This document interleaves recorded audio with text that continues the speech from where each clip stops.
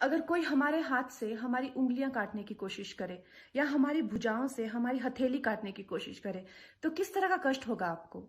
वही कष्ट पहुंचाया है चाइना ने हमें लद्दाख पर अपनी लालची नजरें गड़ा के, और वहां हमारी सीमा का एक एक इंच बचाते हुए हमारे 20 जवान शहीद हो गए हैं। क्या भूल पाएंगे आप उनकी माओं के आंसू, उनकी विधवाओं की चीखें और उनके बच्चों के दिए हुए बलिदान को? क्या ये सोचना ठीक है कि सेनाओं का जो सरहदों पे जो युद्ध होता है वो सिर्फ सेनाओं का होता है, वो सिर्फ सरकार का होता है? क्या उसमें हमारा कोई योगदान नहीं है? क्या हम भूल गए वो वक्त जब महात्मा गांधी जी ने कहा था अगर अंग्रेजों की रीढ़ तोड़नी है भारत में तो उनके बनाए हुए हर उत्पादन का बहिष्कार करना पड़ेगा? तो क्या ये जरूरी नहीं है कि हम भी इस युद्ध में हिस्सा लें, क्योंकि लद्दाख सिर्फ एक जमीन का टुकड़ा नहीं है, भारत की अस्मिता का एक बहुत बड़ा हिस्सा है, भारत की हथेली है। हम उसे किसी तरह से इस दुश्मनों के उनके गंदे इरादों में सफल नहीं होने दे सकते।